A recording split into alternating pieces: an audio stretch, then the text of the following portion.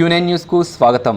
ఈరోజు తేదీ 4 జనవరి 2025 నాడు సాయంత్రం 4:30 గంటల ప్రాంతంలో నమ్మదగిన సమాచారం మేరకు ఆర్మూర్లోని దూదేకుల కాలనీలో డబ్బులు పెట్టి కోడిపెందాలు ఆడుతున్న 13 మందిని పట్టుకుని వారి నుండి కోడికత్తులు 7,380 రూపాయలను, అలాగే 11 సెల్ ఫోన్లను, 4 పందెం కోళ్లను స్వాధీనం చేసుకుని వారిపై కేసు నమోదు చేయడం జరిగిందని పోలీసులు తెలిపారు.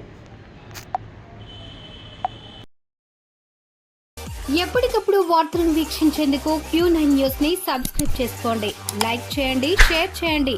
విలువైన సమాచారాన్ని ముందుగా మీరే తెలుసుకునేందుకు బెల్ బటన్ ని క్లిక్ చేయండి.